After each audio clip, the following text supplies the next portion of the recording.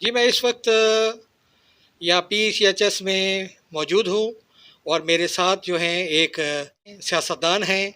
اور ان کا نام جو ہے وہ ہے محفوظ النبی۔ 1945 میں پیدا ہوا، اور انہوں نے کچھ جو ہے اس وقت جو تحریک پاکستان جو چل رہی تھی اس کے آخری ایام انہوں نے تھوڑے بہت دیکھے ہیں، تو ہم ان سے گفتگو کریں گے قائد اعظم کی شخصیت پر۔ السلام علیکم جناب۔ وعلیکم السلام، بہت شکریہ جناب کرسٹوفر انوسینٹ۔ آپ کا بہت شکریہ پہلے تو کہ آپ نے مجھے یہ ٹائم دیا، اور ہم آج بیٹھے ہیں اور ہم اپنے قائد کو جو ہے خراج عقیدت پیش کر رہے ہیں۔ آپ ذرا فرمائیے کہ ان کی شخصیت کے بارے میں آپ کیا کہتے ہیں؟ مجھے قائد اعظم محمد علی جناح کے قریب ترین ساتھیوں سے بیشتر ملاقاتوں کا موقع ملا ہے، اور یہ ظاہر ہے میری خوش قسمتی ہے۔ ان ساتھیوں میں وہ لوگ شامل تھے کہ جنہوں نے قائد اعظم کے ساتھ ان کی قیادت میں حصول پاکستان کی جدوجہد کی تھی، اور اس آزادی کے لیے وہ قائد اعظم کے شانہ بشانہ انہوں نے اپنی خدمات انجام دی تھی۔ ان شخصیات میں چودھری خلیق الزماں، یوسف ہارون، احمد جعفر، قاضی عیسیٰ، حسین امام اور دیگر شخصیات شامل ہیں، جن سے بارہا مجھے ملنے کا موقع ملا ہے، اور ان سے بھی میں نے قائد اعظم کے حوالے سے ان کی گفتگو سنی ہے، کیونکہ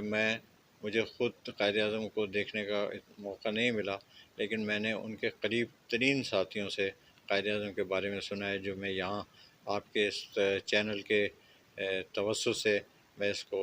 یہاں پہ آپ کو پیش کرنے کی سعادت حاصل کروں گا۔ میں شکریہ ادا کرتا ہوں آپ کے اس چینل کا، اور اسپیشلی کرسٹوفر انوسینٹ کا، کہ جو یہاں تشریف لائے اور انہوں نے مجھے یہ موقع عنایت فرمایا کہ میں قائد اعظم محمد علی جناح کے یوم وفات کے موقع پر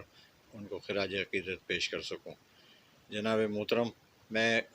قائد اعظم محمد علی جناح کے بارے میں جو میں نے عرض کیا، جیسے کہ مجھے یہ اتفاق ہوا ہے کہ میں نے ان کے قریب ترین ساتھیوں سے قائد اعظم کے بارے میں سنا ہے، اور اس کے بعد میں نے کئی مرتبہ قائد اعظم کے حوالے سے اخبارات اور جرائد میں ان کے یوم وفات اور یوم پیدائش کے مواقع پر میں نے لکھا بھی ہے۔ آپ محفوظ صاحب، آپ جو تھے آپ نے ایم اے جرنلزم میں بھی کیا ہوا ہے، اور آپ بہت آرٹیکلز وغیرہ بھی لکھتے تھے اس زمانے میں۔ یہ مطلب یہ 40s میں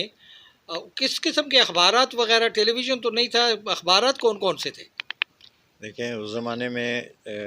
جو انتہائی اخبارات جو زیادہ پڑھے جاتے تھے، جس کی سرکولیشن بہت زیادہ تھی، اس میں انگریزی کا ڈان سب سے زیادہ پڑھا جاتا تھا۔ اس کے بعد مارننگ نیوز نکلتا تھا، پاکستان ٹائمز نکلتا تھا لاہور سے، اس کے علاوہ جنگ اور انجام نکلتے تھے، کوہستان نکلتا تھا، تعمیر نکلتا تھا، پاکستان آبزرور اور اتفاق ڈھاکہ سے نکلتے تھے۔ یہ وہ اس زمانے کے اخبارات ہیں کہ جو بہت زیادہ پڑھے جاتے تھے، اور جس کے قارئین کا ایک بڑا سرکل تھا، بڑا حلقہ تھا جو ان کو پڑھتا تھا، اور وہ اوپینین کو مولڈ کرنے کے لیے استعمال مولڈ کرنے کا کام انجام دیتے تھے، اور ان میں سے بیشتر اخبارات وہ تھے جو قیام پاکستان سے پہلے سے نکلنے تھے، اور انہوں نے قائد اعظم کے مشن اور قائد اعظم کے پیغام کو عام کرنے کے لیے بر صغیر کے مسلمانوں میں اور بر صغیر کے عوام میں ایک بڑا نمایاں کردار انجام دیا تھا۔ میں ان کی خدمات کو بھی آج قائد اعظم کی وفات کے موقع پر میں ان کو بھی خراج عقیدت پیش کر رہا ہوں۔ اس میں سے جہاں تک ڈان کا تعلق ہے اور پاکستان ٹائمز کا تعلق ہے، تو یہ تو خود ہی قائد اعظم محمد علی جناح نے اس کا آغاز کیا تھا، وہ اس کے فاؤنڈر تھے، اور نوابزادہ لیاقت علی خان اس ڈان اخبار کے مینیجنگ ایڈیٹر تھے، یا چیف ایگزیکیٹو آپ سمجھ لیں، کہ زیادہ تر اس کا جو کام ہے وہ قائد اعظم کے بعد نوابزادہ لیاقت علی خان انجام دیتے تھے۔ آج کے پاکستان میں اور اس وقت کے پاکستان میں آپ کیا فرق محسوس کر رہے ہیں؟ سر، اس وقت کا پاکستان میں ہمارے اس وطن عزیز میں رہنے والے لوگ ایک قوم تھے، لیکن بدقسمتی سے آج ہم 74-75 سال پاکستان کے قیام کو ہو گئے ہیں، تو اب ہم قوم کے بجائے ہم مختلف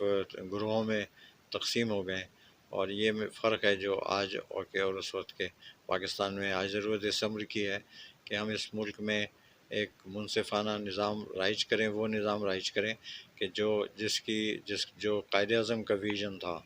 قائد اعظم نے 26 مارچ 1948 کو چٹگانگ کے جلسہ عام میں کہا تھا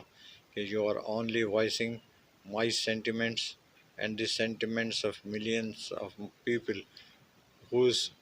who says that social justice and Islamic socialism, which emphasizes on the equality of brotherhood man, are the objectives of Pakistan. اور کوئی خاص بات آپ کو یاد ہو ان کے جو ساتھیوں سے آپ ملے تھے، جیسے آپ نے ان کا عیسیٰ صاحب کا ذکر کیا ہے، اور ان کے ساتھیوں میں کوئی ایسی بات کوئی جو آپ سمجھتے ہیں کہ اس وقت ہمارے نوجوانوں کے لیے کوئی سود مند ثابت ہو؟ دیکھیے، قائد اعظم کی پوری زندگی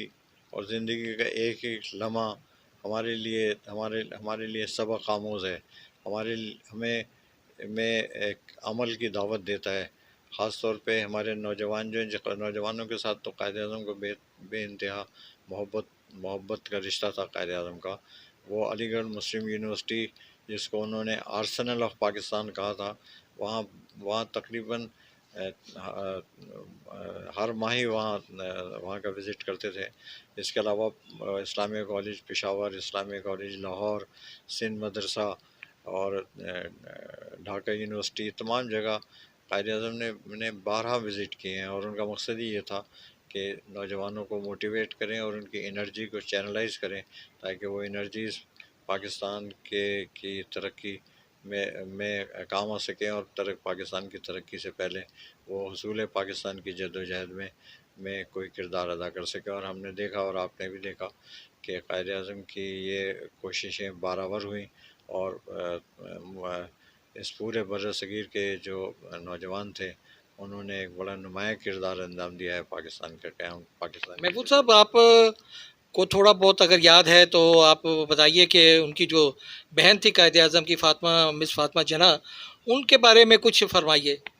سر، محترمہ فاطمہ جناح بھی قائد اعظم کی طرح بہت ہی بااصول خاتون تھیں۔ مجھے سید ہاشم رضا جب کراچی کے ایڈمنسٹریٹر ہوتے تھے، انہوں نے بتایا تھا مجھے ایک مرتبہ کہ ایک خواتین کا اجلاس تھا جس میں بیگم رانا لیاقت علی خان اور محترمہ فاطمہ جناح دونوں شریک تھیں۔ اس اجلاس میں شروع ہونے میں تھوڑی تاخیر ہو گئی، اور تو خواتین جو اس کے منتظمین تھے اس اجلاس کی خواتین کے، انہوں نے محترمہ فاطمہ جناح اور بیگم رانا سے کہا کہ بھئی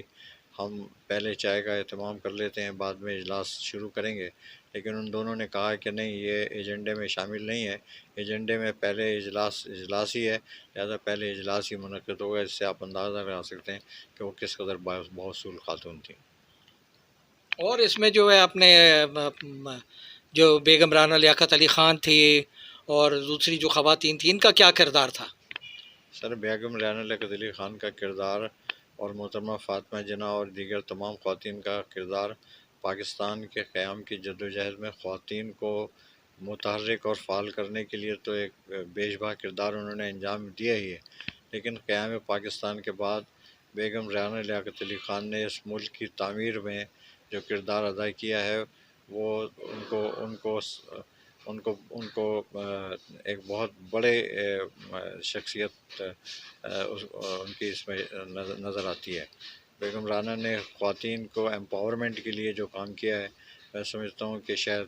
پاکستان میں دوسری خواتین کو ان کی تقلید کرنی چاہیے۔ اگر وہ تقلید کریں تو میں سمجھتا ہوں کہ خواتین کو صحیح معنوں میں ایمپاور کیا جا سکتا ہے، جس کا خواب قائد اعظم محمد علی جناح نے تھا۔ قائد اعظم خود یہ چاہتے تھے کہ خواتین اس ملک میں ایک وہ سمجھتے تھے کہ یہ جو ہمارا معاشرہ ہے، اس میں خواتین اور مرد دونوں ایک ہی گاڑی کے دو پہیے ہیں، جب تک دونوں پہیے نہیں چلیں تو وہ گاڑی نہیں چل سکتی۔ محفوظ صاحب، آپ کس سن میں کراچی آئے اور پھر آپ کی اسکولنگ کہاں ہوئی؟ سر، میری اسکولنگ کراچی میں ہوئی، اور وہ ایک پرائیویٹ اسکول تھا جہاں میں نے پڑھا۔ میں نے کچھ عرصے پنجاب یونیورسٹی سے لاہور بورڈ سے میں نے میٹرک پاس کیا، اور اس کے بعد پھر میں نے باقی تعلیم جو ہے وہ ساری کراچی میں حاصل کی۔ تو آپ نے جو ایم اے کیا جرنلزم میں، یہ کراچی یونیورسٹی سے کیا آپ نے؟ جی ہاں، میں نے ایم اے ماسٹر جرنلزم کا کراچی یونیورسٹی سے کیا، اسی کے ساتھ ایل ایل بی میں نے فیڈرل اردو کالج سے، جو کہ کراچی یونیورسٹی سے اس زمانے میں ملک تھا، وہاں سے میں نے ایل ایل بی بھی قانون کی ڈگری بھی لی۔ آج کے دن جو آپ یہ جو 11 ستمبر ہے، تو اس دن پہ آپ کسی اپنی قوم کے نام کوئی ایسا پیغام دینا چاہیں، کوئی ان کو بتانا چاہیں، کوئی ایسا میسج آپ دیجیے۔ سر، آج قائد اعظم کے اصولوں پر کاربند ہونے کی جتنی ضرورت ہے، مطلب ہمیں سے تو ہمیشہ سے ہی قائد اعظم کے اصولوں پر کاربند ہونے کی ضرورت تھی، لیکن آج وہ ضرورت پہلے سے بہت زیادہ ہے، اس لیے کہ ہم جس صورتحال سے گزر رہے ہیں، قائد اعظم نے واضح طور پہ کہا تھا کہ میں ایسا پاکستان نہیں چاہتا کہ جہاں غریب غریب تر اور امیر امیر تر ہو جائے۔ آج پاکستان کی صورتحال یہ ہے کہ یہاں جو ہماری معاشی نظام ہے اس میں غریب غریب تر ہو رہا ہے اور امیر امیر تر ہوتا جا رہا ہے۔ قائد اعظم کے یہ اصولوں کے سراسر منافی ہے۔ اگر ہم چاہتے ہیں کہ پاکستان کو قائد اعظم کا پاکستان بنائے، تو ہمیں یقیناً ان کے اصولوں پر کاربند ہونا پڑے گا، اور ہمیں ایک ایسا معاشرتی اور معاشی نظام پاکستان میں انٹروڈیوس کرنا پڑے گا کہ جہاں انسان کے درمیان بہتر سماجی رشتے قائم ہو، اس لیے کہ یہی وہ ہے جو قائد اعظم جس کا درس قائد اعظم نے دیا تھا ہمیشہ ہمیشہ۔ اگر آپ سے کہا جائے کہ آپ ایک سینٹنس میں قائد اعظم کی شخصیت پر کوئی بات کہیں تو آپ کیا فرمائیں گے؟ سر، یہی عرض کروں گا کہ قائد اعظم کی جو اصول، ایمان، یقین محکم، اتحاد اور تنظیم کے جو اصول تھے، وہ اصول ہی پاکستان کو آگے لے جانے کے لیے، پاکستان کی ترقی کے لیے، پاکستان کی عوام کی خوشحالی کا ضامن ہو سکتے ہیں، اور ہمیں انہی اصولوں پر عمل کرنا چاہیے۔ بہت شکریہ جناب۔